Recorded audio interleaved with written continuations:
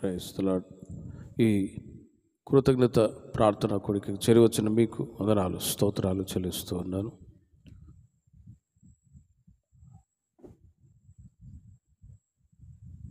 మన సంఘ విశ్వాసి సోదరి విశ్వాసము గారి కుటుంబంలో దేవుడు గత కాలమంతా ఎన్నో మేళ్ళు ప్రభు చేస్తూ వచ్చారు.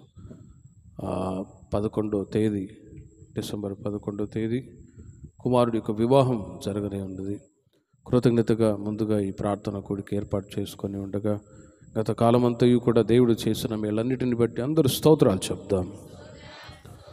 స్తోత్రం స్తోత్రం స్తోత్రం స్తోత్రం స్తోత్రం స్తోత్రం. ఇకను ఈ ప్రార్థన కూడిక ద్వారా రాబోయే రోజుల్లో అనేక కార్యాలు అనేక మేలులు ప్రభు చేయబోతూ ఉన్నారు. అందుకొరకు మరొకసారి స్తోత్రాలు చెప్దాం.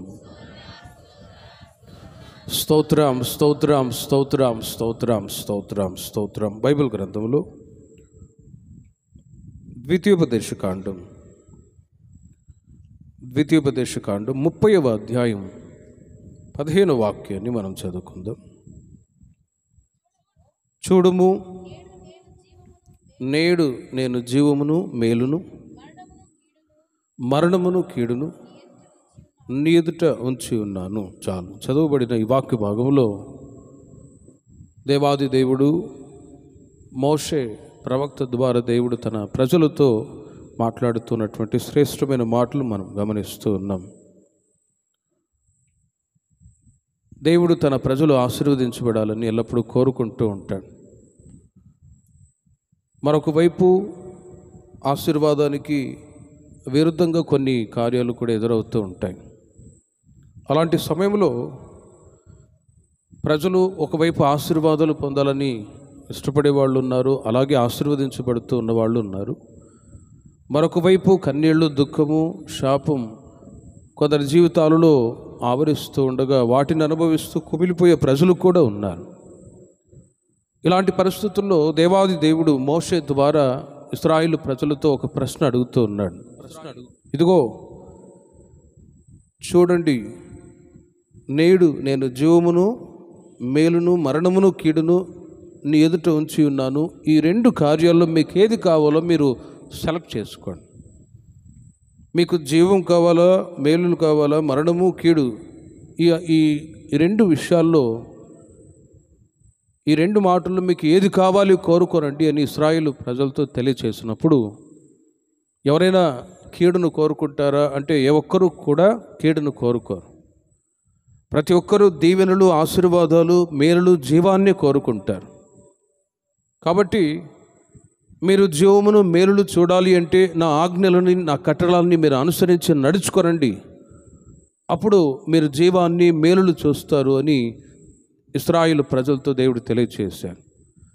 లేదు మాకు కీడు కావాలి, మరణాన్ని అనుభవించాలి అన్నట్టు అనుకుంటే మీరు ఆయన ఆజ్ఞలకు విరుద్ధంగానే మీరు నడిచినట్లయితే అలాగే జరుగుతుంది అన్నట్లుగా ఇశ్రాయేలు ప్రజలతో ఈ రెండు మాటల్ని వారి ఎదుట ఉంచినప్పుడు చాలామంది ప్రజలు ప్రభువా మాకు జీవము కావాలి, మేలులే కావాలి అని కోరుకున్నారు. వారిని అలాగే దేవుడు మేళ్ళ చేత తృప్తిపరుస్తూ వచ్చారు. ఈ రాత్రి ఇదే ప్రశ్న ఒకవేళ మిమ్మల్ని అడిగితే మీరేం అడుగుతారు? మనం కోరుకునేది జీవాన్ని, మేలులనే కోరుకుంటాము, కానీ కీడుని ఎప్పుడు కూడా కోరుకోం. దేవాది దేవుడు మానవుని సృజించినప్పుడు ఆది కాండంలో మొట్టమొదట దేవుడు నరుణ్ణి ఆయన ఆశీర్వదించను అనే మాటలే వ్రాయబడుతూ ఉన్నాయి. మొట్టమొదటి మనుషుడైన ఆదాముని అవ్వని దేవుడు ఆశీర్వదించినట్లే వ్రాయబడి ఉన్నది. ఎక్కడా కీడు అనుభవించినట్లుగా మనం చూడట్లేదు. పేతురు తన పత్రికల్లో కూడా రాస్తారు, మీరు ఆశీర్వాదానికి వారసులు అవటానికి పిలువబడ్డారు కాబట్టి కీడుకు ప్రతి కీడు, దూషణకు ప్రతి దూషణ చేయకుండా మీరు దీవించండి అని పేతురు తన పత్రికలో రాస్తారు. ఆశీర్వాదాలు, మేలులు కావాలి అని దేవుని ప్రజలు కోరుకుంటూ ఉండగా దేవుడు తన కట్టడాలని అనుసరించి నడుచుకోనండి, అప్పుడు మీరు దీవించబడతారని కొన్ని కట్టడాలు వారి ఎదుట ఉంచినప్పుడు వాళ్ళు అదే విధంగా నడుచుకున్నట్టు చేత జీవము మేలు అనుభవించినట్లుగా మనం చూస్తూ ఉన్నాం. ఈ రాత్రి మీరు దేవుని చేత ఆశీర్వదించబడిన ప్రజలై ఉన్నారు. హల్లెలూయా. ఈ కుటుంబము కూడా ఆశీర్వదించబడిన కుటుంబమై ఉన్నది. కారణం ఏంటంటే క్రీస్తును స్వంత రక్షకునిగా అంగీకరించి బాప్తిసం తీసుకొని దేవుని ప్రజలుగా దేవుని సన్నిధికి వస్తూ ఆధ్యాత్మిక జీవితంలో అభివృద్ధి చెందే కొలది దేవుడు తన ప్రజలైన వారిని ఆశీర్వదిస్తూ ఉంటాడు. మేళ్ల చేత, జీవము చేత తృప్తిపరుస్తూ ఉంటాడు. తనను ఎందరైతే అంగీకరించి ఉన్నారో వారందరూ దేవుని పిల్లలు అని పిలువబడటానికి అధికారాన్ని ఇచ్చి ఉండగా, మనము దేవుని పిల్లలము, పరలోకములో ఉంటున్న యేసయ్య మనకు తండ్రి అయి ఉన్నాడు. మంచి ఈవులని మనకు అనుగ్రహిస్తూ ఉన్నాడు. మంచి ఆశీర్వాదాలని దేవుని చేత మనం అనుభవిస్తూ ఉన్నాం. ఆ ఆశీర్వాదాలన్నీ కూడా తలంచుకొని కృతజ్ఞతాస్తుతులు చెల్లిస్తూ ఉన్నప్పుడు పొందిన ఆశీర్వాదాలు మేలులు రెట్టింపయ్యేటట్లు నా దేవుడు సహాయము చేయునుగాక. ప్రతి కృతజ్ఞత కోడికలో మనం చేయవలసిన ఒక ప్రాముఖ్యమైన పని ఏంటంటే దేవుడు చేసిన మేళ్ళని మనం తలంచుకోవాలి. గతంలో మన స్థితిగతులు ఎలా ఉన్నాయి, మన కుటుంబం యొక్క పరిస్థితి ఎలా ఉన్నది, మన పిల్లల పరిస్థితులు ఎలా ఉన్నాయి. ఇప్పుడు ప్రభువును నమ్మిన తర్వాత, క్రీస్తు యొక్క అడుగుజాడల్లో, క్రీస్తు యొక్క మార్గంలోనికి వచ్చిన తర్వాత మన జీవితాలు, మన కుటుంబాలు ఏ విధంగా ఉన్నాయి అని మనల్ని మనమే పరిశీలించుకొని స్థితిగతులను తలంచుకొని కృతజ్ఞతాస్తుతులు చెల్లించినప్పుడు, గతంలో దేవుడు చేసిన మేళను తలంచుకొని స్తుతించడమే కృతజ్ఞత కూడిక. హల్లెలూయా. కాబట్టి ప్రియమైన వారలారా, గత దినాల్లో ఎన్నో మేళ్ళు మీ పట్ల చేస్తూ వచ్చారు. వాటిని తలంచుకొని కృతజ్ఞతాస్తుతులు చెల్లించినప్పుడు దేవుడు అధికమైన మేళ్ళు చేస్తాడండి. సాధారణముగా ఎవరైనా మేలు చేసినప్పుడు థ్యాంక్స్ అండి అని అంటాం.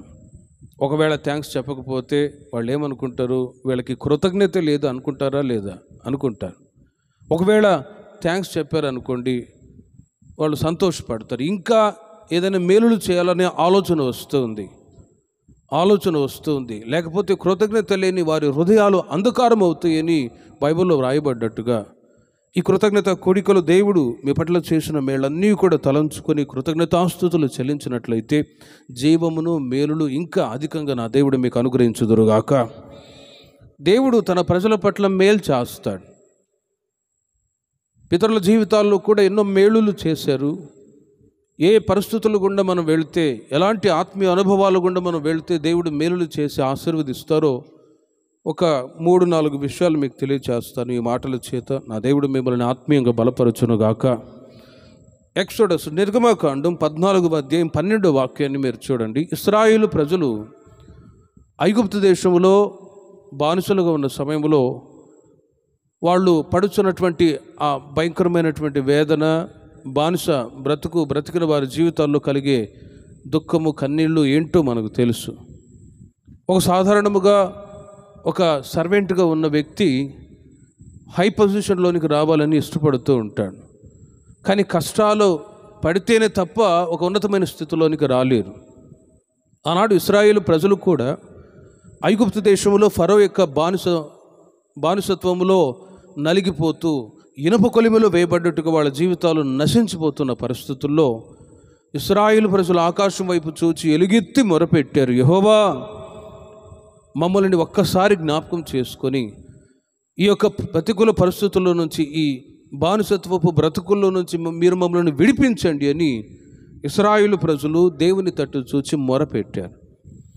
ఆకాశమందు ఉన్నటువంటి దేవుడు ఇశ్రాయేలు ప్రజల యొక్క పరిస్థితులన్నీ కూడా చూచి పూర్వము అబ్రహాము, ఇస్సాకు, యాకోబులతో చేసినటువంటి ఆ నిబంధనని జ్ఞాపకం చేసుకొని, ఇశ్రాయేలు ప్రజలు ఐగుప్తులోనే నశించిపోతే కనాను దేశానికి మరి ఎవరు చేరుతారు? ఇశ్రాయేలు ప్రజలు ఐగుప్తులోనే నశించిపోతే వీళ్ళు చేరవలసిన ఆ గురి, గమ్యం, ఆ యొక్క కనాను దేశం ఎవరికి అని దేవుడు కూడా ఆలోచించి పితరులతో చేసిన వాగ్దానాన్ని బట్టి ఆనాడు దేవుడు ఏం చేశాడంటే మోషేను పంపించి ఐగుప్తులో నుండి ఇశ్రాయేలు ప్రజల్ని విడిపించారండి. హల్లెలూయా. ఆ సమయంలో వారు ఐగుప్తులో నుంచి విడుదల పొందిన తర్వాత వాళ్ళు ప్రయాణమే వెళ్తూ ఉన్నారు. ముందు ఎర్ర సముద్రం, వెనుక ఫరో అతని యొక్క సైన్యం వెంబడిస్తూ ఉంది.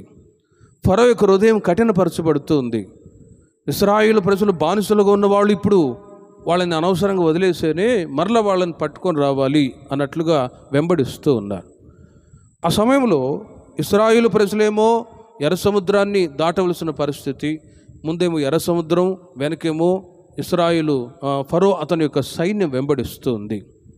ప్రియమైన వారలారా, ఐగుప్తులో నుంచి విడుదల పొందటానికి దేవుడు ఒక అద్భుతమైన కార్యాన్ని వారి మధ్యలో చేయబోతూ ఉన్నాడు. మీరు గమనించండి, ముందేమో ఎర్ర సముద్రం, వెనకేమో ఫరో అతని యొక్క సైన్యం, ఈ రెండింటి మధ్యలో ఇరుకునబడిన పరిస్థితి. అలాంటి సమయంలో మోషే మీద, దేవుని మీద ఇశ్రాయేలు ప్రజలు సణుగుతూ ఉన్నారు. మోషే, మీరు మమ్మల్ని చంపడానికి ఇక్కడ తీసుకొచ్చారు. ఐగుప్తులో ఉన్నా కూడా మేము బాగానే ఉండేవాళ్ళం కదా, అనవసరంగా ఎందుకు మీరు మమ్మల్ని ఇక్కడ తీసుకొచ్చారు అని మరలా వాళ్ళ హృదయాలన్నీ కూడా ఐగుప్తు వైపు వెళ్తూ ఉన్నాయి. కానీ ఐగుప్తులో నుంచి, ఆ బానిస బ్రతుకుల్లో నుంచి విడుదల పొందడము అనేది చాలా ఉన్నతమైన కార్యం, గొప్ప కార్యం. కానీ దేవుడు వాళ్ళ జీవితాల్లో చేసిన మేళ్ళన్నీ కూడా మరచిపోయి, ఇప్పుడు కష్టాలు రాగానే ఎర్ర సముద్రాన్ని చూచి, అటు ఫరో అతని సైన్యాన్ని చూచి, వెనుక ముందు వాళ్ళకి ఎదురైన శత్రు భయాన్ని చూచి వాళ్ళు ఏం చేస్తున్నారు, దేవుడు చేసిన మేళ్ళను మరచిపోయి బ్యాక్ స్లైడింగ్ స్పిరిట్, వెనుకబడిపోయే ఆలోచనలు వాళ్ళ హృదయాలు వస్తూ ఉన్నాయి. ఐగుప్తులో ఉంటేనే మేము బాగానే ఉండేవాళ్ళమే అని సణుగులు గొణుగులు మొదలు పెట్టారండి. కానీ ప్రియమైన వారలారా, దేవుడు వాళ్ళ పక్షమై ఉండి మోషే ద్వారా మాట్లాడుతూ ఉన్నాడు. ఇశ్రాయేలులారా, నేడు చూచుచున్న ఈ ఐగుప్తీయులని మీరు ఇక మీదట మరెన్నడూ కూడా చూడరు. ఇదిగో యెహోవా మీ పక్షమున యుద్ధము చేయును, మీరు ఊరకై ఉండుడి. యెహోవా మీ పక్షమున యుద్ధము చేయును, మీరు ఊరకై ఉండుడి అన్నప్పుడు అంతవరకు కలవరంతో దిగులుతో ఉన్నవాళ్ళు by the servant of God, సేవకుని యొక్క మాట ఎప్పుడైతే వినబడిందో వాళ్ళందరూ కూడా అలాగే మౌనంగా ఉండిపోయారు. ఒక అద్భుతమైన క్రియ. దేవుడు అంటాడు, ఇదిగో నీ కర్రని ఆ ఎర్ర సముద్రం వైపు చాపు. అలా చాపగానే ఆ ఎర్ర సముద్రము 2 పాయలుగా మారింది. 6 నేల మీద వాళ్ళు, ఇశ్రాయేలు ప్రజలు అద్దరికి చేరి క్షేమంగా వాళ్ళు గురిని చేర్చబడ్డారు. హల్లెలూయా. ప్రేమిల వారలారా, వాగ్దానం అనే కర్ర చేత పట్టుకొని ప్రార్థిస్తూ ఉన్నాడు. దేవుని యొక్క మాటను బట్టి ఎర్ర సముద్రం 2 పాయలుగా మారి 6 నేల మీద ఇశ్రాయేలు ప్రజలు నడిచి అద్దరికి వెళ్ళారండి. వాళ్ళ జీవితాల్లో ఎన్నో మేళ్ళు ప్రభు చేస్తూ వచ్చారు. తద్వారా అద్దరికి చేరిన వాళ్ళు దేవునికి కృతజ్ఞతాస్తుతులు చెల్లిస్తూ వచ్చారు. ఇలాంటి పరిస్థితుల్లో 14వ అధ్యాయం 12వ వాక్యంలో చూడండి, మేము ఈ అరణ్యమందు, 14వ అధ్యాయం 12వ వాక్యం నిర్గమాకాండం, మేము ఈ అరణ్యమందు చచ్చుట కంటే ఐగుప్తీయులకు దాసులమగుటయే మేలని చెప్పిరి. చూడండి, ఏది మేలు ఏది కీడు.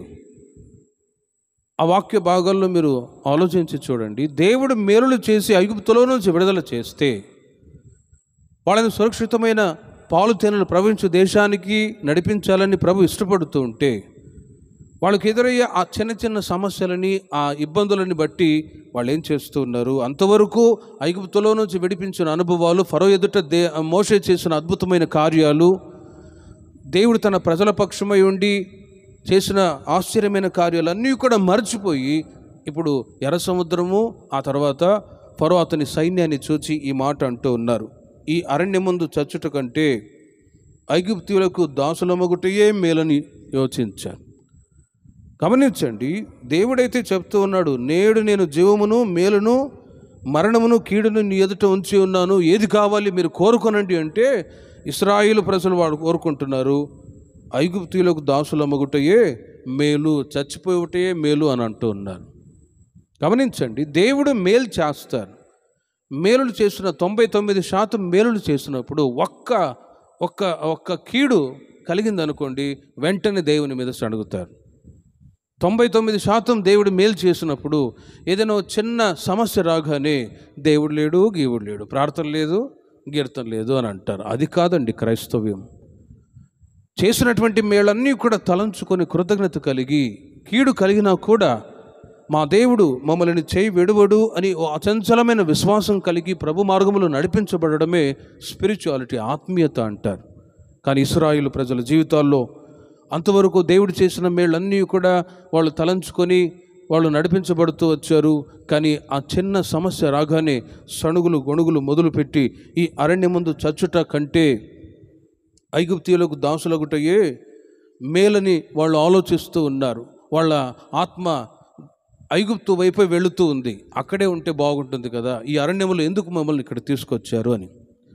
కానీ ప్రియమైన వారలారా, నిర్గమాకాండం 18వ అధ్యాయం 9వ వాక్యంలో దేవుడు ఇశ్రాయేలు ప్రజలతో తెలియచేస్తున్నాడు, యెహోవా ఐగుప్తీయుల చేతిలో నుండి విడిపించి ఇశ్రాయేలులకు చేసిన మేలంతటిని గురించి ఇత్రో సంతోషించును. మోషే వాళ్ళ మామ మిద్యాను దేశానికి వెళ్ళినప్పుడు మోషే వాళ్ళ మామగారికి వివరించి చెప్తూ ఉన్నారు, ఈ విధంగా దేవుడు మమ్మల్ని నడిపిస్తూ వచ్చారు అని. ఆ విషయాలన్నీ ఎరిగిన ఇత్రో యెహోవా ఐగుప్తీయుల చేతిలో నుండి విడిపించి ఇశ్రాయేలులకు చేసిన మేలంతటిని గురించి ఇత్రో సంతోషించను. దేవునికి మహిమ కలుగును గాక. సంతోషించడం ఉన్నతమైన కార్యమా? చేసిన మేళ్ళన్నీ కూడా మర్చిపోయి మరణాపేక్షతో దుఃఖపడ్డం మేలా? ఆలోచించండి. ఇశ్రాయేలు ప్రజలు చేసిన మేళ్లను తలంచుకొని స్తుతించటం లేదు, కానీ శ్రమ రాగానే వాళ్ళు మేము చచ్చిపోతేనే బాగుంటుంది, ఈ అరణ్యంలో మమ్మల్ని ఎందుకు తీసుకొచ్చారు అని ఆ బ్యాక్ స్లైడ్ స్పిరిట్, వెనుకబడిపోయే ఆలోచనలు వాళ్ళ జీవితాల్లో వస్తూ ఉన్నాయి.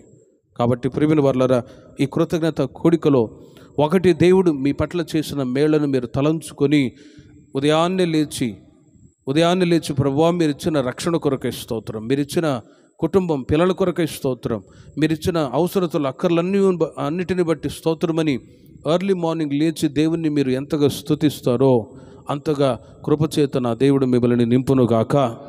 రక్షణ పాత్రను చేతపుచ్చుకొని నా దేవుని అనుదినము కీర్తించెదను. దేవుడు తన ప్రజలకు అనుగ్రహించిన రక్షణను బట్టియే దేవుడు మేలు చేస్తూ ఉన్నాడు. మీ బ్రతుకుగా మార్చబడ్డాయి కాబట్టి ఈ రోజున దేవుని చేత ఆశీర్వాదాలు మేలులు కలుగుతూ ఉన్నాయి. ఆ సంగతి ఎప్పుడు కూడా దేవుని ప్రజలు మర్చిపోకుండా కృతజ్ఞత హృదయంతోనే మేలు జరిగినా కీడు జరిగినా ఎల్లవేళల ప్రభుని మనం స్తుతించి ఆరాధింతుముగాక. ఓ కృతజ్ఞత హృదయం మేలు జరిగినప్పుడు ఒక విధంగా, కీడు జరిగినప్పుడు మరొక విధంగా ఉండకూడదండి. కనుక ఇశ్రాయేలు ప్రజల చరిత్రలో మనం చూస్తే వాళ్ళ జీవితాల్లో ఎన్నో మేళ్లు చేస్తూ వచ్చారు. అరణ్యములో నీళ్లు లేకపోయినా బండను చెల్చి నీళ్లను రప్పించారు. మారా అనే చోటుకు వచ్చారా, అక్కడ కూడా వాళ్ళు సణుగులు గొణుగులు, మోషే ఈ అరణ్యంలో మాకు నీళ్లు లేవు, మరి ఈ మారా నీళ్లు చేదుగా ఉన్నాయి, మేమేం చేయాలి అని అప్పుడు కూడా సణిగే. చేసిన మేళ్ళన్నీ కూడా మర్చిపోయారు. అక్కడ శ్రమ రాగానే మరలా సణుగులు గొణుగులు. ప్రేమిల వర్లరా, దేవుడు తన మాటను బట్టి మోషే ద్వారా సెలవిచ్చినప్పుడు మారా అనే చోటుకు వచ్చినప్పుడు అక్కడ కూడా ఒక చెట్టును చేస్తే ఆ చెట్టును తీసుకొచ్చి ఆ నీళ్ళలో వేయగా మారా నీళ్లు మధురములాయెను. హల్లెలూయా. మరలా అరణ్య మార్గంలో వాళ్ళు వెళ్తూ ఉన్నప్పుడు ఆహారం లేదు.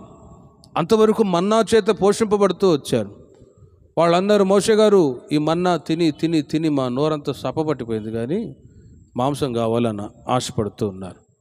మాంసాపేక్షులై మాంసం కావాలని కోరుకుంటే మోషే ప్రార్థన చేస్తే పూరేళ్లను రప్పించాడు. సరే, కడుపు నిండా తింటే మంచిదే, పీకల దాకా తిన్నారు. ఇంకా వాళ్ళు తింటూ వాళ్ళు మాంసం చెవుల్లో, ముక్కుల్లో, నోట్లో, కళ్ళల్లో నుండి బయటకు వచ్చింది. చాలామంది అరణ్యంలో చచ్చిపోయినట్లుగా బైబిల్ రాయబడి ఉంది. ప్రియమైన వర్లరా, అందుకే కీర్తనలో ఒక మాట రాయబడి ఉంది, దేవుడు వారు కోరినది వారికి ఇచ్చెను, కానీ వారి ప్రాణానికి క్షీణత కలుగజేసెను. దేవుడు వారు కోరినది వారికి ఇచ్చాడు, కానీ వారి ప్రాణానికి క్షీణత కలగజేసెను. అంటే మేలు చేసినప్పుడు దేవుని స్తుతించడం ఒకటైతే, కీడు జరిగినప్పుడు దేవునికి విరోధంగా మాట్లాడే అనుభవాలు సణుగులు గొణుగులు ఇవి వాళ్ళ జీవితాల్లో గమ్యాన్ని చేరకుండా కొందరిని అరణ్యములోనే ఆపేటట్లుగా వాళ్ళ జీవితాలు మధ్యంతరములోనే నిలిచిపోయాయి. కానీ ఒక గుంపు జనం వాళ్ళు కనాను దేశానికి చేర్చబడేట్లుగా బైబిల్లో రాయబడి ఉన్నది. దేవునికి మహిమ కలుగునుగాక. కాబట్టి ప్రియమైన వర్లరా, ఆనాడు ఇశ్రాయేలు ప్రజలు వాళ్ళ పట్ల దేవుడు మేలులు చేస్తే వాళ్ళు కీడును కోరుకుంటూ ఉన్నారు.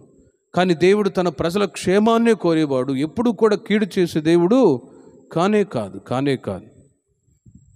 ఇంకొక మాట మీకు తెలియచేస్తాను. రూతు గ్రంథం 3వ అధ్యాయం 1వ వాక్యం 3వ వాక్యాన్ని మీరు నోట్ చేసుకోండి. తర్వాత మీరు ఆ మాటలు మీరు చదువుకోండి. అక్కడ రూతు గురించి, ఓర్ఫా, నయోమి గురించి మనకు బాగుగా తెలుసు. ఆయా సందర్భాల్లో మనం చదువుతూ ఉంటాం, ధ్యానిస్తూ ఉంటాం. నయోమి, రూతు, ఓర్ఫా వీళ్ళు బెత్లెహేములో నివాసం చేస్తూ ఉన్నారు. బెత్లెహేము అన్నప్పుడు రొట్టెల ఇల్లు అని అర్థం. వారు సమృద్ధి అయిన ఆ స్థలంలో ఉండగా కొద్ది రోజులకి వాళ్ళు పనులు చేయటానికి అక్కడ ఏదో సమృద్ధిగా ఉంటుంది అని సమృద్ధి గల ప్రాంతాన్ని వదిలిపెట్టి మోయాబు దేశానికి బయలుదేరి వెళ్ళారు. ఆ సమయంలో ఆ మోయాబు దేశానికి వెళ్ళిన తర్వాత వాళ్ళ ముగ్గురు కూడా వాళ్ళ భర్తలు చనిపోయారు. అలాంటి సమయంలో నయోమి అంటూ ఉంది వాళ్ళ ఇద్దరు కోడల్ని పిలిచి, ఇదిగో మీరు యవనస్తులు కదా, మీరు తిరిగి ఇళ్లకు వెళ్ళిపోయి పెళ్ళిళ్ళు చేసుకోండి. నేను కూడా నా భర్తను కోల్పోయాను, విధవరాలుగా ఉన్న నా పరిస్థితి చాలా ఘోరంగా ఉంది. నేను మిమ్మల్ని ఎలా చూసుకునేది? నా వల్ల కాదు, మీరు యవనస్తులు కదా, మేము ఇళ్లకు వెళ్ళిపోండి అంటే ప్రేమిన వర్లరా ఆ మాటను బట్టి ఓర్ఫా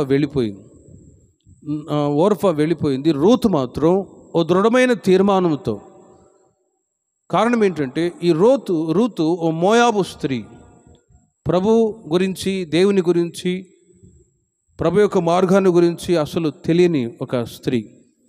మోయాబు దేశంలో ఓ శపించబడిన సంతతికి సంబంధించిన ఆ సంతతిలో ఉన్న ఆమె నయోమి ఇంటికి ఎప్పుడైతే కోడలుగా వచ్చిందో ఆ రోజు నుండి దేవుని గురించి, ప్రార్థన గురించి ఆమె బాగుగా తెలుసుకొని దైవభక్తులు ఎదగటానికి ఇంటికి కోడలుగా వచ్చడం ద్వారానే దేవుడు మేలు చేస్తూ వచ్చాడు. హల్లెలూయా.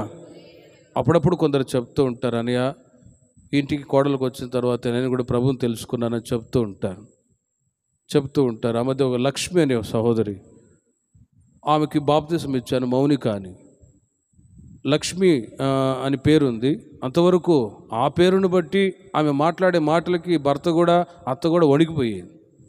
అన్నయ్య బాప్తిసం ఇవ్వండి అంటే బాప్తిసం ఇచ్చాను, మౌనంగా ఉంటుందని చెప్పి మౌనిక అని ఇస్తే అలాగే ఇప్పుడు ఉంటుంది.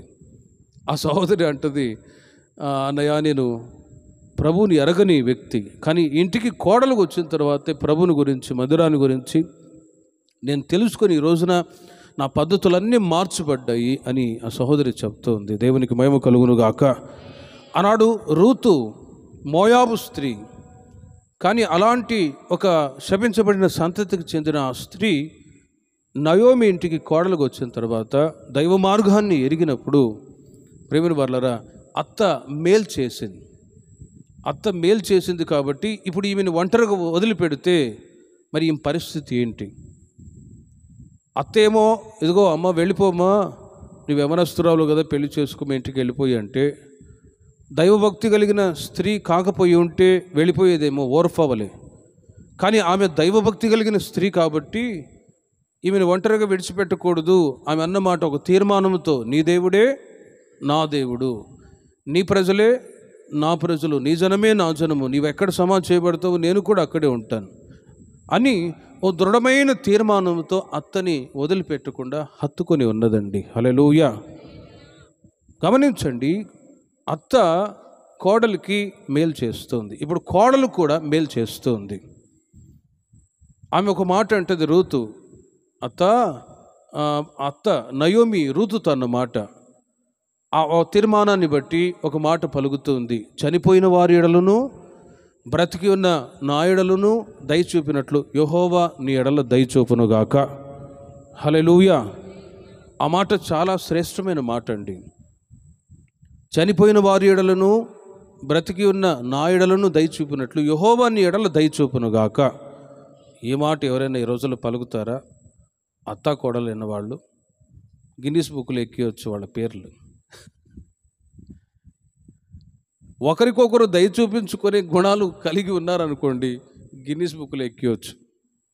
కాబట్టి అత్తా కోడలు ఎవరైనా ఉంటే వీళ్ళని అనుసరించే నయోమి, ఆ తర్వాత ఓర్పాను చూసి చాలా విషయాలు నేర్చుకోవచ్చు. అత్తా కోడలుగా కాదు కానీ తల్లి కూతురులాగా ఉన్నారు వాళ్ళు.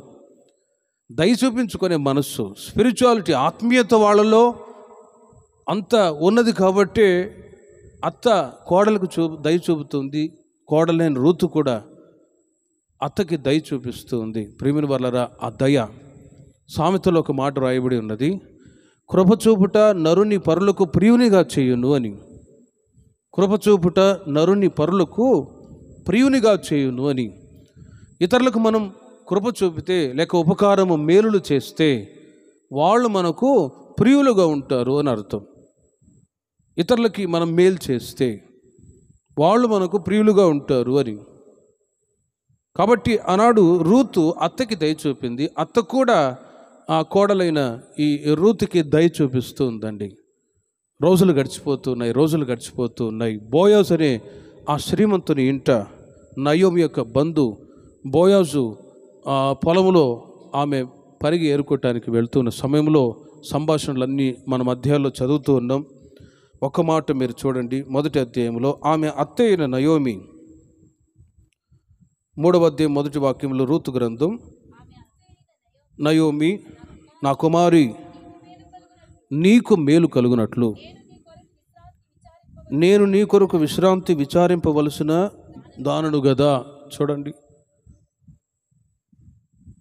నా కుమారి నీకు మేలు కలుగునట్లు నేను నీ కొరకు విశ్రాంతి విచారింపవలసిన దానుడు కదా.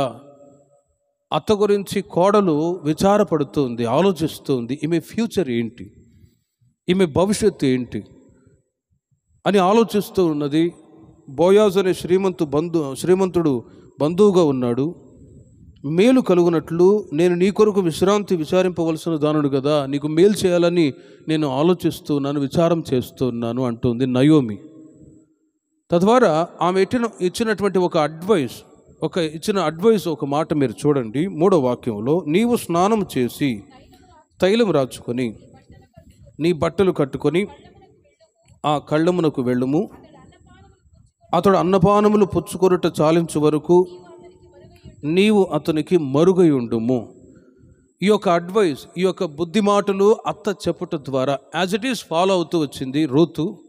తర్వాత దినాల్లో బోయాజు రూతుని వివాహం చేసుకున్నాడు. మోడుబారుని జీవితం చిగురింపబడినది. హల్లెలూయా. ప్రియమైన వారలారా, సందర్భాన్ని ఒక్కసారి ఆలోచించండి. ఆత్మీయంగా చెప్తున్నాను, రూతు జీవితంలో మేలు జరగాలని అత్త కోరుకుంటుంది, విచారం చేస్తుంది.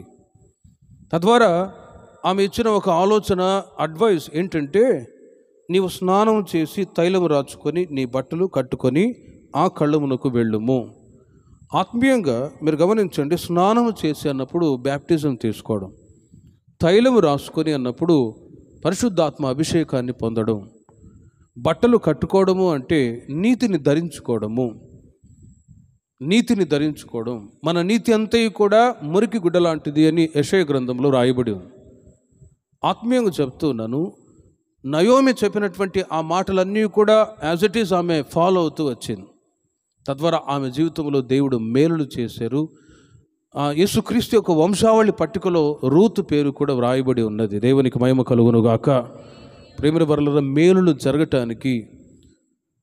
జరగటానికి మూల కారణం ఎక్కడ ఉందో తెలుసునా? ప్రభు నమ్ముకొని స్నానము చేసి, అంటే బ్యాప్టిజం తీసుకొని, రెండవది పరిశుద్ధాత్మ అభిషేకాన్ని పొందుకొని నీతిని ధరించుకుంటూ ఆత్మీయ అనుభవాలను ఎదుగుతూ ఉన్నప్పుడు ప్రేమిని వర్లరా, మీరు కోరుకున్న కార్యాలన్నీ కూడా నా దేవుడు సఫలము చేయునుగాక. ఆత్మీయతకు ఎంత ప్రాముఖ్యతనిస్తామో భౌతికమైన ఆశీర్వాదాలు కూడా అడక్క మునిపే నా దేవుడు మీకు అనుగ్రహించుదురుగాక. అదే ఆత్మీయత. ఒక్కసారి ఆలోచించండి. దేవుడు చెప్పిన నయోమి దైవ సేవకులకి గుర్తుగా ఉన్నది. నయోమి చెప్పిన మాటలన్నీ కూడా రూతు అనుసరించి నడుస్తూ ఉందండి. By the word of God, దేవుని యొక్క మాట through the servant of God, సేవకుల ద్వారా మీకు వినిపింపబడుతూ ఉండగా ఈ మాటలన్నీ కూడా మీరు వింటూ వాటిని హృదయంలో భద్రపరుచుకొని ఆ విధంగా నడిపించబడ్డప్పుడు, వాక్యానుసారంగా మనం జీవిస్తూ ఉన్నప్పుడు ఖచ్చితంగా 100% దీవెన నా దేవుడు మీకు అనుగ్రహించుదురుగాక. నయోమి మాటలు విన్నప్పుడు రూతు బోయాజు భార్యగా మార్చబడిందండి. పెళ్లి కుమారుడిని క్రీస్తుకు మనము పెళ్లి కుమార్తె సంఘముగా క్రీస్తు ఎదుట ఒకరోజు నిలవబడాలి అంటే మనలో ఆత్మీయత చాలా అవసరం. భౌతికమైన ఆశీర్వాదాలు ఉన్నాయి, పరసంబంధమైన ఆశీర్వాదాలు కూడా ఉన్నాయి. ఒకడు లోకమంతా సంపాదించుకొని తన ప్రాణాన్ని పోగొట్టుకుంటే అతనికేం ప్రయోజనం? ఇహలోక సంబంధమైన ఆశీర్వాదాలు అన్నీ ఉన్నాయి. అలెగ్జాండర్ ఉన్నాడు, లోకమంతా సంపాదించుకున్నాడు, కానీ చనిపోయిన తర్వాత వట్టి చేతులు చాపి ఆ సమాధి పెట్టికి రంధ్రాలు చేయించి చేతులు బయటికి చాపి లోకానికి చాటించాడు. నేను వట్టి చేతులతోనే వచ్చాను, వట్టి చేతులతోనే మరలా వెళ్తూ ఉన్నాను. కాబట్టి ప్రియమైన వర్లరా, దేవుడు చేసిన మేళను బట్టి ఒకటి, మీరు దేవుని యొక్క నామాన్ని స్తుతించుదురుగాక. రెండవది, దేవుడు మీ పట్ల మేలులు చేయటానికి దేవుని యొక్క మాటలు, దేవుని యొక్క ఆజ్ఞల్ని మనం పాటిస్తూ నడిపించబడాలి. అప్పుడు మేలులు చేస్తారు. ఈ భౌతికమైన మేలుల కొరకే దేవుని ప్రజలైన మీరు క్రీస్తును వెంబడించట్లేదు. ఒక రోజున దేవుని ప్రజలైన వాళ్ళకి ఇటర్నిటీ, నిత్యత్వాన్ని, పరలోక రాజ్యాన్ని ఆశీర్వాదంగా దేవుడు ఇవ్వబోతూ ఉన్నాడు. ఈ లోక సంబంధమైన ఆశీర్వాదాలను బట్టియే దేవుని ప్రజలు సంతోషిస్తూ దేవుడు మేలు చేశాడు, ఉద్యోగం ఇచ్చాడు, పిల్లలకి పెళ్ళిళ్ళు జరిగాయి, ఇల్లు కట్టుకున్నాను, మనవలు మనవరాళ్ళు పుట్టారు అని వీటిని బట్టే సంతోషపడుతూ ఉండకూడదు. That is not the Christianity. అది కాదు క్రిస్టియానిటీ అంటే. యేసుక్రీస్తు వారు చెప్తున్నారు, చిన్నమంద భయపడకుడి, పరలోక రాజ్యము మీకు అనుగ్రహించుటకు తండ్రికి ఇష్టమై ఉన్నది. ఒక రోజున దేవుని ప్రజలు పరలోక రాజ్యాన్ని ఆశీర్వాదంగా, స్వాస్థ్యముగా మనం పొందబోతూ ఉన్నాం. ఆ పరలోక రాజ్యానికి నేను, నా కుటుంబము, నా పిల్లలు ఉండాలి అనే ఆ పరసంబంధమైన ఆలోచన, ఆ ఆశీర్వాదాల కొరకు ఈ రోజుల్లో మనం వేచి ఉందుముగాక. ఇహలోక సంబంధమైన ఆశీర్వాదాల కొరకే మనం ప్రాకులాడకూడదండి. బైబిల్లో ఒక ఉదాహరణ మీకు చెప్తాను. ఆదికాండంలో న్యాయాధిపతుల గ్రంథంలో కాలేబు, అక్సా, ఆ సందర్భాన్ని మీరు గమనించండి. ఒకసారి అక్సా పెళ్ళయింది, పెనిమిటింటికి వెళ్ళిపోయింది. తండ్రి దగ్గర వచ్చి మరలా ఒక ఆశీర్వాదం అడుగుతుంది. ఏంటి ఆశీర్వాదం అంటే, నాయనా, డాడీ, నీవు నాకు నీటి మడుగులను ఇచ్చావు, మెరక మడుగులను కూడా నాకు అనుగ్రహించు అంటుందండి. నీవు నాకు పల్లపు మడుగులను ఇచ్చావు, మెరక మడుగులను కూడా నాకు అనుగ్రహించము. ఆ మాట మీరు ఎవరైనా తీసి ఉంటే చదవండి. అందుకు ఆమె, దీవెన దయచేయుము, నీవు నాకు దక్షిణ భూమి ఇచ్చి ఉన్నావు, నీటి మడుగులను కూడా నాకు దయచేయుము. అప్పుడు కాలేబు ఆమెకు మెరక మడుగులను, పల్లపు మడుగులను కూడా ఇచ్చాను. దేవునికి మహిమ కలుగును గాక. అక్సా అడిగిన ఆ మాటను మీరు చూడండి. నీవు నాకు దక్షిణ భూమి ఇచ్చి ఉన్నావు నానా, నీవు నాకు దక్షిణ భూమి ఇచ్చి ఉన్నావు, కాబట్టి ఇప్పుడు నాకు మెరక మడుగులను కూడా దయచేయుము. ప్రేమిన వర్లరా, పొలాలు ఉన్నాయి. ఇప్పుడు ఈ చుట్టుప్రక్కల ప్రాంతాల్లో చాలా పొలాలు ఉన్నాయి. నీళ్లు దక్షిణ ప్రాంతంలో నుండి లేక పల్లపు మడుగుల నుంచి ఎత్తులోనికి వస్తాయా, ఎత్తు నుండి కిందికి వస్తాయా? చూడండి, మెరక మడుగుల్లో నుండి పల్లపు మడుగుల్లోనికి వస్తాయి. అందుకే ఆత్మీయంగా చెప్తూ ఉన్నాను, ఆ అక్సా అడిగిన మాటలో ఒక ఆంతర్యం ఏంటంటే, నీవు నాకు దక్షిణ భూమి ఇచ్చి ఉన్నావు, మరి ఆ భూమిని తీసుకొని నేనేం చేయాలి అంటే, ఇహలోక సంబంధమైన ఆశీర్వాదాలు అన్నీ ఇచ్చావు, నాకు పెళ్లి చేసి పంపించావు, అన్ని మేలులు జరుగుతూ వచ్చాయి, బాగానే ఉంది నానా, నీవు నాకు మెరక మడుగులను కూడా దయచేయము. హల్లెలూయా. ప్రేమిర వాళ్ళరా, ఈ రోజుల్లో మనం కూడా ఇలాగే అడగాలి. పరలోకములు ఉంటున్న యేసయ్య దగ్గర మనం కూడా ఈ రోజుల్లో అడగాలి, ప్రభువా, నాకు దక్షిణ భూమి ఇచ్చి ఉన్నావు అంటే తినటానికి ఆహారం, తెలుసుకోవటానికి వస్త్రాలు, నా రాకపోకల్లో తోడి ఉండి నా పిల్లల్ని, నా కుటుంబాన్ని, ఎవ్రీథింగ్, ప్రతి ఆశీర్వాదాన్ని అనుగ్రహించవేసయ్యా. ఈ రోజులో నాకు మెరక మడుగులు అంటే పరసంబంధమైన ఆశీర్వాదాలు నాకు మీరు అనుగ్రహించండి అని మీరు ప్రార్థన చేయుదురుగాక. ఈ యెహోవాకు సంబంధమైన ఆశీర్వాదాలతోనే మీరు తృప్తి చెందకూడదు. అలా ఒకవేళ ఉంటే మనుషులందరికంటే దౌర్భాగ్యులే ఉందరు అని రోమా సంఘానికి పౌలు గారు చెప్తారు. కాబట్టి ప్రియమైన వాళ్ళరా, మెరక మడుగులు ప్రభా, పరసంబంధమైన దీవెనలు నాకు. యోసేపు గురించి కూడా ఆదికాండంలో మీరు చదివితే పైనున్న మింటి దీవెనలోనే ఒక మాట ఉంటుంది. అంటే పరసంబంధమైన దీవెనలు మాకు దయచేయండి, మింటి దీవెనలు. ఆ మాటలు మీరు తర్వాత చదువుకోరండి. భూ సంబంధమైన ఆశీర్వాదాలు ఉన్నాయి, పరసంబంధమైన ఆశీర్వాదాలు ఉన్నాయి. ఈ రోజుల్లో ప్రభురాకుడు సమీపిస్తున్న ఈ రోజుల్లో దేవుడు మీ కుటుంబాలని అన్ని విషయాలలో ఆశీర్వదించాడు. ఇంకా నా దేవుడు ఆశీర్వదించుదురుగాక. కానీ వీటిని బట్టే మనం అతిశయపడకూడదు. కానీ పరసంబంధమైన ఆశీర్వాదాల కొరకు మనం ఈ రోజుల్లో వేచి ఉండాలి. నేను, నా కుటుంబం ప్రభు సన్నిధిలో సాక్షిగా నిలవాలి, భక్తులు ఎదగాలి, ప్రార్థనలు ఎదగాలి, దేవుని వాక్యములు ఎదగాలి, పరిశుద్ధతలో, నీతిలో ఎదగాలి అనే ఆ స్పిరిచువల్ జీల్, ఆత్మ సంబంధమైన ఆసక్తి మీలో, మీ కుటుంబాల్లో, మీ పిల్లల జీవితాల్లో భక్షించునుగాక. అట్టి ఆసక్తిని బట్టి లోక సంబంధమైన ఆశీర్వాదాలు, పరసంబంధమైన ఆశీర్వాదాలు దేవుడు తన ప్రజలకు అనుగ్రహిస్తారు. కనుక ప్రియమైన వర్లరా, నయోమి, రూతు ఆ సందర్భంని మీరు గమనించినట్లయితే ఒకరికొకరు దయ చూపించుకున్నారు. మనము కూడా ఆత్మీయంగా బైబిల్లో లోతుగా ధ్యానించినట్లయితే యేసుక్రీస్తు మన మీద దయ చూపించి మన పాపానికి క్షమాపణ దయచేసి ఈ రోజున క్రీస్తు తన సొత్తైన ప్రజలుగా మార్చుకొని ఉన్నారు. తద్వారా మేలులు కూడా మీ యొక్క ఆత్మీయతను బట్టి అనుగ్రహించవచ్చు వచ్చారు. ఇంకా మీ కుటుంబాలని, మీ పిల్లల్ని నా దేవుడు దీవించి ఆశీర్వదించుదురుగాక. యోబు గ్రంథంలో యోబు గురించి కొన్ని మాటలు మీకు చెప్తాను. యోబు ఓజు దేశమందున్నాడు. ఆయన కూడా నీతిమంతుడు, యథార్థవర్తనుడు, దేవుని యందు భయభక్తులు కలిగి చెడుతనాన్ని విసర్జించినవాడు. ఆయన ఆశీర్వదించబడటానికి ఆయనలో ఉంటున్న ఈ 4 సుగుణాలే కారణం. 4 సుగుణాలే కారణం. జీవమును, మేలులు, మరణము, కీడు నీ ఎదుట ఉంచి ఉన్నాను, మీకేది కావాలో కోరుకోనండి అంటే మనం కోరుకుంటాం జీవము, మేలులు, జీవము, దీవెనలు, ఆశీర్వాదాలు బయటున్న పర్సనాలిటీని బట్టి దేవుడు అనుగ్రహించడండి. ఇన్ అవర్ క్యారెక్టర్స్, స్వభావాలను బట్టి ఆధారపడి ఉంటాయి. ఆనాడు యోబు ఈ 4 స్వభావాలు కలిగి ఉన్నాడు కనుకనే ఆ ఊజు దేశములో చాలా గొప్ప వ్యక్తిగా మార్చబడ్డాడు. దేవునికి మహిమ కలుగునుగాక. గొప్ప వ్యక్తిగా మార్చబడ్డాడు. ఆ సమయంలో రోజులు గడిచిపోతున్నాయి. ఓ ఫెయిత్ టెస్ట్, విశ్వాస పరీక్ష ఎదురైంది యోబుకి. సాతానుగాడు వెళ్ళిపోయి, ప్రభా యోబు ఊరకై నీ యందు భయభక్తులు కలిగి ఉన్నాడా? నీవు అతన్ని ఆశీర్వదించావు కనుకనే అతడు నీ యందు భయభక్తులు కలిగి ఉన్నాడు.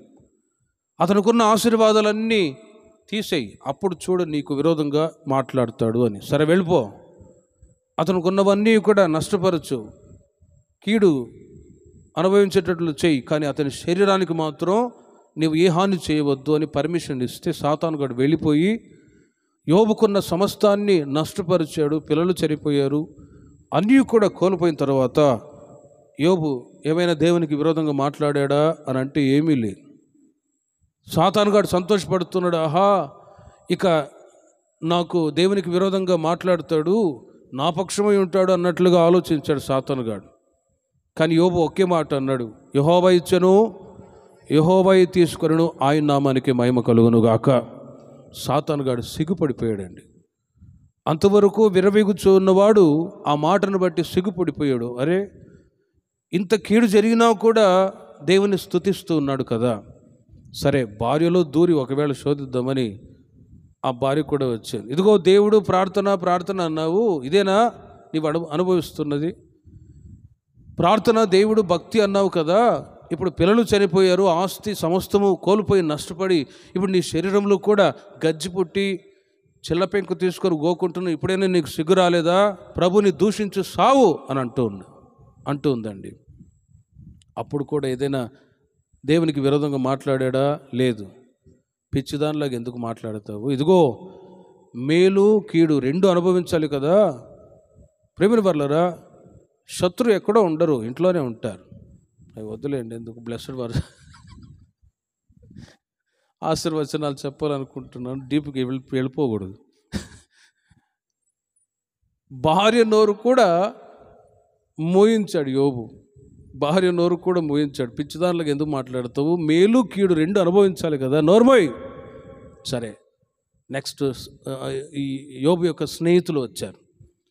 సరే, వాళ్ళైనా వచ్చి బాగున్నావా యోబు గారు, ఆరోగ్యంగా ఉన్నావా అన్నారా? వాళ్ళు కూడా సూటిపోటి మాటలు మాట్లాడుతున్నారు. వాళ్ళలో ఒకతను, ఇదిగో యోబు, నువ్వేదో పాపం చేసావు, అందుకే ఈ గజ్జి పుట్టి చిల్లపెంకు తీసుకొని గోకుంటున్నావు అని అన్నారు. ఇప్పుడు మీకు బాగా బంధువులుగా తెలిసిన వాళ్ళు హాస్పిటల్లో ఉన్నారు. వాళ్ళ దగ్గరికి వెళ్ళి, ఇదిగో నువ్వేదో పాపం చేసావు, అందుకే ఈ షుగర్, బీపీ పెరిగి చస్తున్నావు అంటే మండదా వాళ్ళకి? చూడండి, ఆదరించవలసిన వాళ్ళు, ధైర్యపరచవలసిన వాళ్ళు బలహీనపరిచే మాటలు పలుకుతూ కృంగదీస్తూ ఉన్నారు యోబుని.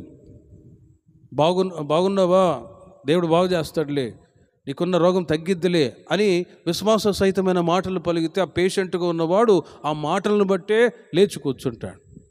తగ్గదులే, షుగర్ ఉందా, ఎంత ఉంది, 600? అమ్మో, 600 అయితే కష్టం. ఆ మాటలని బట్టే చూడండి, మాటలను బట్టి. అందుకే సామెతల్లో ఒక మాట రాయబడి ఉంది. సామెతల్లో మృదువైన మాట కోపమును చల్లార్చును అని ఆ మాట ఒకటి ఉంది. కానీ ఇంకోటి, మంచి మాట, మంచి సమాచారం ఎముకలకు పుష్టినిచ్చును అని. హల్లెలూయా. మంచి సమాచారం ఎముకలకి పుష్టినిస్తూ ఉంది. చెడ్డ సమాచారం పలికారు అనుకోండి, ఆ పేషెంట్ అక్కడే హార్ట్ అటాక్ వచ్చి చేస్తాడు. కాబట్టి ప్రేమని వాళ్ళరా, ఎవరైనా బలహీనులు కనబడ్డారు అనుకోండి, బలపరిచే మాటలే మనం మాట్లాడదాము గాక. యోబు గారి దగ్గరకు వచ్చి వాళ్ళ స్నేహితులు ఏం మాట్లాడారు? యోబు, వేద పాపం చేసావు, అందుకే నీకు ఇలాంటి పరిస్థితి వచ్చింది. యోబు గ్రంథం 10వ అధ్యాయము 18వ వాక్యములో యోబు ఈ పరిస్థితులన్నీ కూడా వాళ్ళు మాట్లాడే మాటలన్నిటిని బట్టి ఆయన చెప్పిన మాటలు మీరు చూడండి. గర్భములో నుండి నీవు నన్ను నేల వెలికి రప్పించితివి, అప్పుడే ఎవరునూ నన్ను చూడకుండా నేను ప్రాణము విడిచి ఉండిన ఎడల మేలు. తన యొక్క జనన దినాన్ని తలంచుకొని అప్పుడే చచ్చిపోయింటే బాగుండు అనుకుంటూ ఉన్నాడండి. చాలాసార్లు కష్టాలు, నిందలు, అవమానాలు, ఇబ్బందులు వచ్చినప్పుడు మనం కూడా ఇలాగే కొన్నిసార్లు మాట్లాడుతూ ఉంటాం. పుట్టినప్పుడే చచ్చిపోయి ఉంటే బాగుంటుంది కదా అని. నేను చచ్చిపోతాను ఎవరు సావరు, పక్కన ఉండేవాళ్ళే చస్తారు. అప్పుడప్పుడు కొందరు నా దగ్గరకు వస్తారన్నయ్య, చచ్చేటట్టు ప్రార్థన చేయని అంటే ముసలిది అంటదా, పక్కన ఇంట్లో ఎవరో చచ్చిపోయి ఉంటారు బంధువుల్లో. ప్రేమిని వర్లరా, గమనించండి, యోబు తన యొక్క పరిస్థితిని బట్టి జనన దినాన్ని శపించుకుంటున్నాడు. అప్పుడే చనిపోయిన బాగుండు. బాధలో ఇంకేం చేస్తారండి? బాధ వచ్చినప్పుడు ఎవరైనా మాట్లాడతారు. యోబు కూడా అలాగే, అప్పుడే చనిపోయిన బాగుండు కదా అని. సరే, ఆదరించే వాళ్ళు కూడా లేరు, స్నేహితులు కూడా వచ్చి వాళ్ళు కూడా నొప్పి పుట్టించే మాటలు మాట్లాడుతూ ఉన్నారు. 11వ అధ్యాయం 5వ వాక్యంలో యోబు గ్రంథం, దేవుడు నీతో మాట్లాడిన మేలు, ఆయనే నీతో వాదించిన మేలు అని మరలా వాళ్ళు స్నేహితులు కూడా యోబుకు విరోధంగానే మాట్లాడుతున్నారు. మీరు ఎందుకు నన్ను బాధ పెడతారు, ఎందుకు ఇలా మాట్లాడతారు, ఆ యొక్క డిస్కషన్, వాటి మధ్యలో యోబు నలిగిపోతున్నాడు. యోబు యొక్క పరిస్థితిని స్నేహితులు కూడా అర్థం చేసుకోవట్లేదు. అందుకే వాళ్ళలో ఒక స్నేహితుడు అంటాడు, దేవుడు నీతో మాట్లాడిన మేలు, ఆయనే నీతో వాదించిన మేలు అని అంటారు. ప్రేమిన వర్లరా, 14వ అధ్యాయం 4వ వాక్యాన్ని కూడా మీరు నోట్ చేసుకొని చూడండి. పాప సహితునులో నుండి పాపరహితుడు పుట్టగలిగిన ఎంత మేలు, అలాగున ఎవడనూ పుట్టనేరడు. అంటే ఈ కష్టాలు, శ్రమలు నరుని జీవితంలో ఖచ్చితంగా ఎదురవుతాయి.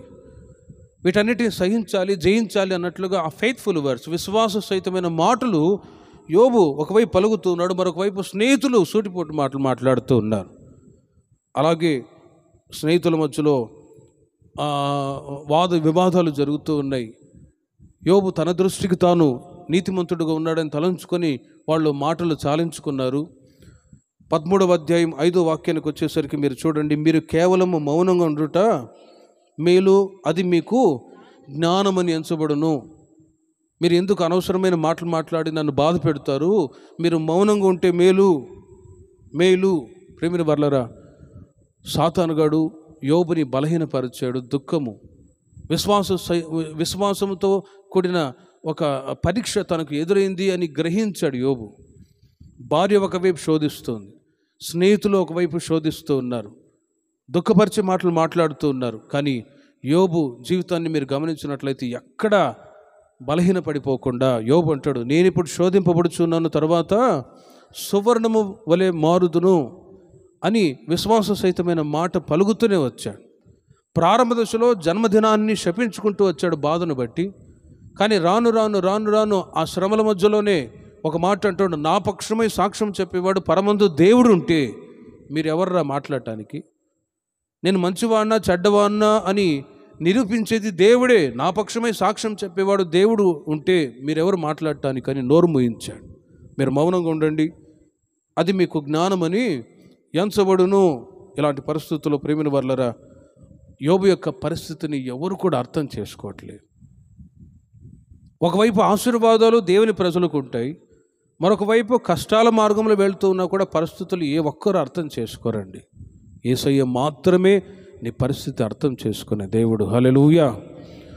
ఆయనకే నీ యొక్క బాధ తెలుసు, ఆయన మాత్రమే సమస్తాన్ని ఎరిగినవాడు. కాబట్టి ఏ కష్టం వచ్చినా, ఏ బాధ వచ్చినా యేసయ్యతోనే మీరు చెప్పుకొని ఆయన ద్వారానే మీరు సమాధానాన్ని పొందుదురుగాక. యోబు తన యొక్క పరిస్థితిని ఎవరు అర్థం చేసుకోకపోగా దేవునితో మాట్లాడుతూ ఉన్నాడు, సంభాషిస్తూ ఉన్నాడు. ప్రభువా, నేను ఇప్పుడు శోధింపబడుచున్న తర్వాత సువర్ణము వలె మారుదును, నా విమోచకుడు సజీవుడు, నేను ఇప్పుడు చచ్చిపోయి సమాధిలో పెట్టబడ్డా కూడా నేను సమాధిలో నుండి ప్రభు నన్ను లేపగలడు అనే అచంచలమైన విశ్వాసముతో విశ్వాస సహితమైన మాటలు పలుకుతూ ముందుకు వెళ్తూ ఉన్నాడు. 29వ అధ్యాయము రెండో వాక్యానికి వచ్చినప్పుడు యోబు ఒక మాట పలుకుతాడు. మీరు చూడండి. పూర్వకాలమున నున్నట్లు నేనున్న ఎడల ఎంతో మేలు, దేవుడు నన్ను కాపాడుచుండిన దినములలో ఉన్నట్లు నేను ఉన్న ఎడల ఎంతో మేలు. గతాన్ని యోబు తలంచుకొని ఈ మాటలు మాట్లాడుతున్నారండి. తనకు ఎదురైన పరిస్థితుల మధ్యలో గతాన్ని తలంచుకొని పూర్వకాలములో ఉన్నట్లు నేను ఉన్న ఎడల ఎంతో మేలు, ఎంతో మేలు. ఇప్పుడు కష్టాలు, శోధనలు, సమస్యలు వచ్చి అన్నీ కోల్పోయినప్పుడు ఇప్పుడు ప్రభు నేను మర్చిపోతానా, నేను మర్చిపోను అని ఎవరైతే విరోధంగా మాట్లాడారో, ఎవరైతే దూషణ మాటలు మాట్లాడారో, యోబు తన స్నేహితుల నిమిత్తం ప్రార్థించినప్పుడు 42వ అధ్యాయం 10వ వాక్యములో యోబు తన స్నేహితుల నిమిత్తం ప్రార్థించినప్పుడు యోబు రెండంతలుగా దేవుడు దీవెన దయచేసెను. దేవునికి మహిమ కలుగును గాక. చూడండి ఆ మాటని. మరియు యోబు తన స్నేహితుల నిమిత్తం ప్రార్థన చేసినప్పుడు యెహోవా అతనికి క్షేమస్థితిని మరలా దయచేసెను. పూర్వము కలిగిన దానికంటే రెండంతలు అధికముగా అతనికి దయచేసెను. రెండంతలుగా దేవుడు అనుగ్రహించాడు. దీనికి గల కారణం ఏంటంటే ప్రీవియస్ డేస్, గతాన్ని యోబు తలంచుకొని స్తుతించడం ద్వారా ఆ రెండంతల ఆశీర్వాదం, తన స్నేహితుల నిమిత్తం ప్రార్థించడం ద్వారా ఆ రెండంతల దీవెన. ఇందులో ఒక ప్రాముఖ్యమైన విషయం మీకు చెప్తాను. దేవుడు తన ప్రజల పట్ల మేలు చేయాలి అంటే గతాన్ని ఎప్పుడు కూడా మర్చిపోకూడదండి. ఒక ఉదాహరణ, ఉపమానం మీకు చెప్తాను. ఒకసారి ఒక రాజు నగర్లో ఉండగా ఆ రాజు ఏం చేశాడంటే తనకి ఒక మంత్రి అవసరం. చాటింపు చేయించాడు. ఇదిగో రాజుగారికి ఒక మంత్రి అవసరం. మరి దేశంలో, ప్రాంతంలో జ్ఞానం కలిగిన వాళ్ళు, తెలివితేటలు కలిగిన వాళ్ళు ఎవరైనా వచ్చి రాజు ఎదుట నిలవబడితే ఆ రాజు చెప్పే అడిగే ప్రతి ప్రశ్నకి జవాబు ఎవరైతే చెప్తారో వాళ్ళు మంత్రిగా ఎన్నిక చేయబడతారు అని ఒక చాటింపు. ఆ చాటింపును విన్న కొంతమంది తెలివి కలిగిన వాళ్ళు, డబ్బు కలిగిన వాళ్ళు, మంచి మంచి హోదా కలిగిన వాళ్ళందరూ వచ్చి రాజు ఎదుట నిలవబడ్డారు. వాళ్ళల్లో ఒకతను చినిగిపోయిన చొక్కా, మురికిగా, అతను చూడటానికి ఇష్టపడని విధంగా ఒకతను వచ్చి వాడు కూడా నిలవబడ్డాడు. సరే, అతన్ని చూసి అందరు నవ్వుకున్నారు. మిగతా వాళ్ళందరూ మంచి మంచి వస్త్రాలు ధరించుకొని డిగ్నిఫైడ్గా వచ్చారు. ఇతను మాత్రం చినిగిపోయిన చొక్కా వేసుకొని పిచ్చోడ్లాగా వచ్చాడు. సరే, అతన్ని చూసి నవ్వుకున్నారు. సరే, రాజుగారు అడిగిన ప్రశ్నకి జవాబు చెప్పడమే ముఖ్యమైన సంగతి కాబట్టి రాజుగారు అడిగాడు. కొన్ని ప్రశ్నలు అడిగితే ఆ ప్రశ్నలన్నిటికీ అక్కడ ఉన్న వాళ్ళందరూ కూడా ఏ ఒక్కరు జవాబు చెప్పలేకపోయారండి. ఒక 5-6 ప్రశ్నలకి సరైన సమాధానం చెప్పడం, మిగతా ప్రశ్నలు చెప్పకపోవడం ఇలా జరుగుతూ వచ్చింది. కానీ అక్కడ ఉన్న 10-20 మంది మనుషుల్లో డిగ్నిఫైడ్గా ఉండే వాళ్ళందరూ కూడా ఏ ఒక్కరూ కూడా చెప్పలేకపోయారు. కానీ ఆ మురికి వస్త్రాలు ధరించుకొని పిచ్చోడ్లాగా వచ్చాడు చూడండి, వాడు చెప్పాడు. రాజు అడిగే ప్రతి ప్రశ్నకి సమాధానం చెప్పంగానే అందరూ చప్పట్లు కొట్టారు. ఒరే, వీడి పిచ్చోడు, తెలివి లేనివాడు, జ్ఞానం లేనివాడు, మురికిగా ఇలా వచ్చాడని చెప్పి అనుకున్నాం, వీడే మంచిగా సమాధానం చెప్పాడు కదా అని అందరూ చప్పట్లు కొట్టి సంతోషించి ఆ రోజు నుండి రాజుకు మంత్రిగా ఆ వ్యక్తి ఎన్నిక చేయబడి ఉద్యోగంలో కొనసాగుతూ వచ్చాడండి. ఉద్యోగంలో జాయిన్ అయిన ఆ రోజు నుండి ఆ వ్యక్తి నమ్మకంగా, యథార్థంగా పనిచేసుకుంటూ ఉన్నాడు. ఈ మిగతా కొంతమంది ఉంటారు కదా, జలసీతో, అసూయతో, వీడు నిన్నగాక మొన్న వచ్చాడు, మాకంటే ఎదిగిపోతున్నాడు, మాకంటే గొప్పవాడుగా మారిపోతూ ఉన్నాడు, రాజు ఇతన్ని మెచ్చుకుంటున్నాడు, గణపరుస్తున్నాడు, వీడు ఎందుకు డెవలప్ అవ్వటానికి, అభివృద్ధి చెందటానికి గల కారణాలు ఏంటని వెతుకుతూ ఆలోచిస్తూ ఉన్నారు. ఏదైనా ఒక రిమార్క్ దొరికితే రాజుగారికి చెప్దామన్నట్లుగా అతన్ని కనిపెడుతున్నారు. ఆ వ్యక్తి అయితే రాజుగా, మంత్రిగా ఎన్నిక చేయబడక మునుపు తన యొక్క స్థితి చాలా దారుణంగా ఉండేది. తినటానికి ఆహారం, ధరించుకోవటానికి వస్త్రాలు, సరైన వసతులు లేని పరిస్థితుల్లో పేదవాడుగా, దరిద్రుడుగా ఉండేవాడు. అతడు ఏం చేసేవాడంటే, మంత్రిగా ఎన్నిక చేయబడ్డ తర్వాత అన్ని వసతులు, ఒక బంగ్లా అన్నీ ఇచ్చాడు రాజుగారు. కానీ ఆ రాజు నగరికి రావటానికి ముందుగా తాను నివాసం చేస్తున్న ఒక పాత ఇంటికి వెళ్ళి వస్తూ పోతూ ఉండేవాడు. వాళ్ళు కనిపెడుతూ ఉన్నారు ఎక్కడికి వెళ్తున్నాడు వీడని ఓసారి అతన్ని కనిపెడుతూ ఉన్నారు. తను ఉన్నటువంటి ఆ బంగ్లా, ఆ ఒక ఇంటి నుండి బయలుదేరి రాజునగర్కి వెళ్ళి ఉద్యోగం చేయడానికి ముందుగా ఆ పాత ఇంటికి వెళ్ళేవాడు. ఆ రోజు కూడా వెళ్ళాడు. కొంతమంది కనిపెట్టి ఆలోచిస్తూ ఉన్నారు. ముందుగా వాళ్ళు చెప్పారు, రాజా వీడేదో చేతబడి చేస్తాడు, మీకు విరోధంగా ఏదైనా కీడు చేయబోతున్నాడు, వీడిని కనిపెట్టండి, ఏదో ఒక ఇంటికి వెళ్ళొస్తున్నాడు అన్నట్లుగా ఒక దురాలోచన రాజుగారికి చెప్పారు. రాజుగారు కూడా కనిపెట్టండి అనేవాడు. ప్రేమిన వర్లరా, ఇతని మీద ఎన్ని నిందలు మోపి కృంగదీయాలనుకున్నా కూడా అతడు ఆశీర్వాదకరంగా కొనసాగుతూ ఉన్నాడు. రాజు మెచ్చుకుంటూ ఉన్నాడు, న్యాయంగా యథార్థంగా పనిచేసుకుంటూ ఉన్నాడు. దీనికి గల కారణం ఏంటి అని వాళ్ళు ఒకసారి అతన్ని వెంబడిస్తూ ఉంటే అతను ఒక పాత ఇంటికి వెళ్ళేవాడు. తాను నివాసం చేస్తున్న ఇంటికి ఒక బీరువ ఉండేది. ఆ బీరువ తెరిచి చూస్తే ఒక పాత పెట్టె ఉండేది. ఆ పెట్టెలో ఏమున్నాయంటే తాను మంత్రిగా ఎన్నిక చేయబడక మునుపు తాను వేసుకున్న ఆ చెనిగిపోయిన చొక్కా, వస్త్రాలు, పాత కొన్ని వస్తువులన్నీ కూడా అక్కడ ఉన్నాయి.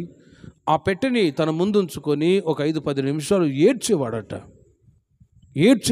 ప్రభువా, నేను మంత్రిగా ఎన్నిక కాకమునుపు ఈ రోజున మంచి వస్త్రాలు ధరించుకొని ఉన్నానంటే నీ కృప, నీ దయ.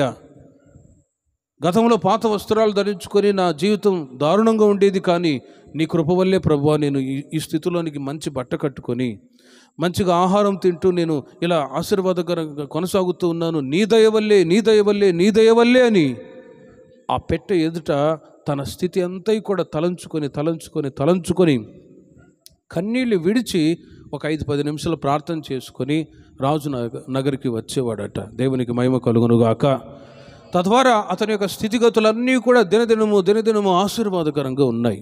ఒక్కసారి ఆలోచించండి, గతంలో ఏ స్థితిలో ఉన్నాం, ఏ స్థితిలో నుండి మనం ఉన్నతమైన స్థితిలోనికి ఆశీర్వాదకరంగా కొనసాగుతూ వచ్చామో ఆ స్థితిని ఎప్పుడు కూడా మనం మర్చిపోకుండా ఎల్లప్పుడూ దేవునికి కృతజ్ఞతాస్తుతులు చెల్లించదముగాక.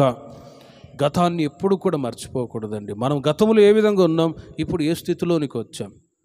అందుకే యోబు కూడా పూర్వకాలమున ఉన్నట్లు నేనున్న ఎడల ఎంతో మేలు, దేవుడు నన్ను కాపాడుచుండిన దినములలో ఉన్నట్లు నేనున్న ఎడల ఎంతో మేలు అని ఆశీర్వాదకరంగా కొనసాగుతున్న అనుభవాలను తలంచుకొని కృతజ్ఞత కలిగి ఇప్పుడు కష్టాలు రాగానే దేవుణ్ణి నేను విడిచిపెట్టను అని చెప్పి యోబు అచంచలమైన విశ్వాసంతో ప్రభుని హత్తుకొని ఉండుట చేత 2 దీవెన ప్రభు అనుగ్రహించినట్లు మీ కుటుంబాలను కూడా నా దేవుడు దీవించి ఆశీర్వదించుదురుగాక.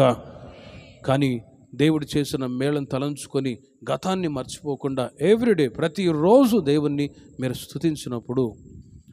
స్తుతించినప్పుడు రెండవది దేవుని మీద ఉంచిన విశ్వాసములు స్థిరంగా ఉన్నప్పుడు విశ్వాసపు పరిశోధనలు వస్తాయి. కానీ లోకములో ఉన్నవానికంటే నాలో ఉన్న యేసయ్య గొప్పవాడు అని ఎరిగి ధైర్యముతో విశ్వాసంతో మీరుండుట చేత 2 దీవెన నా దేవుడు మీకు అనుగ్రహించుదురుగాక. చివరికి ఒక్క మాట చెప్పి నేను ముగిస్తాను. 34వ కీర్తన 10వ చరణం. 34వ కీర్తన 10వ చరణాన్ని మీరు చూడండి. సింహపు పిల్లలు లేమిగలవై ఆకలిగొనును, యెహోవాను ఆశ్రయించు వారికి ఏ మేలు కొదువై ఉండదు. యెహోవాను ఆశ్రయించు వారికి ఏ మేలు కొదువై ఉండదు. యేసయ్యను ఆశ్రయించడం, ప్రభుని ఆశ్రయించడం. ఎవరు ప్రభుని ఆశ్రయిస్తారో వారికి ఏ మేలు కొదువై ఉండదు అని వ్రాయబడి ఉన్నది. మరి ఇటు మేలులు పొందటానికి దేవుని ప్రజలు చేయవలసింది ఏంటంటే మత్తయి సువార్త 6వ అధ్యాయం 34-35 వాక్యాలు మీరు గమనించినట్లయితే యేసుక్రీస్తు వారు చెప్తున్నారు, ఇదిగో ఏమి తిందామా, ఏమి ధరించుకుందామా అని ఆహారాన్ని గురించి కానీ వస్త్రాన్ని గురించి కానీ రేపటి గురించి కానీ మీరు చింత చేయవద్దు. ఆకాశ పక్షులను చూడండి, అవి విత్తవు, కోయవు, కోట్లలో కూర్చుకొనవు, అయినను పరలోకమందున్న దేవుడు వాటిని పోషించుచూ ఉన్నాడు. మీరు వాటికంటే శ్రేష్ఠులు కారా? అల్ప విశ్వాసులారా, మీరైతే దేవుని యొక్క రాజ్యాన్ని నీతిని మొదట వెదుకుడి, అప్పుడు అవన్నీ మీకు అనుగ్రహింపబడునుగాక. ప్రేమిన వర్లారా, దేవుణ్ణి ఆశ్రయించడం అంటే ఇదియే. దేవుణ్ణి ఆశ్రయించే వారికి ఏ మేలు కొదువై ఉండదు. తినటానికి ఆహారం, ధరించుకోవటానికి వస్త్రాలు, ఫ్యూచర్ గురించిన ఒక భయం కొందరికి. కానీ ఎప్పుడేం జరుగుతుందో ఎవరికైనా తెలుసా? ఏనాటికి ఈడు ఆనాటికి చాలును అని రేపటి గురించిన ఆలోచన, అంటే ఫ్యూచర్ గురించిన ఆలోచన కలిగి ఉండమని కాదు, కానీ ఒక ఆలోచన ఉండాలి. వాటి గురించే చింత చేస్తూ ఉండకూడదు. చింత చేయటం వలన ఎవడు తన ఎత్తును మూరెడు ఎక్కువ చేసుకోగలడు? ఎవరు చింత చేయటం వలన తెలుపుగా ఉన్న వెంట్రుకల్ని నలుపు చేసుకోగలడు? ఒకవేళ పెయింట్ వేస్తే చేసుకోవచ్చేమో, కానీ చింత చేస్తే ఆటోమేటిక్గా ఏమైనా నలుపుగా మారుతాయా? మారవు కదా. కాబట్టి మీరు పరలోక రాజ్యాన్ని, నీతిని మొదట వెదుకుడి. బై ఫెయిత్, విశ్వాసాన్ని బట్టి దేవుడు తను ఆశ్రయించిన ప్రజల జీవితాల్లో ఏ కొదువ లేకుండా ప్రభు దీవించి ఆశీర్వదించుదురుగాక. ప్రార్థన చేసుకుందాం. విన్న వాక్యాన్ని బట్టి ఒక 2 నిమిషాలు ప్రార్థన చేసుకుందాం. ఈ కృతజ్ఞత కూడికలో దేవుడు చేసిన మేళ్ళన్నీ తలంచుకొని అందరూ స్తుతించుదాం. స్తోత్రం, స్తోత్రం, స్తోత్రం, స్తోత్రం, స్తోత్రం. హల్లెలూయా, హల్లెలూయా, హల్లెలూయా. నీవు చేసిన మేలులు తలంచుకొందును.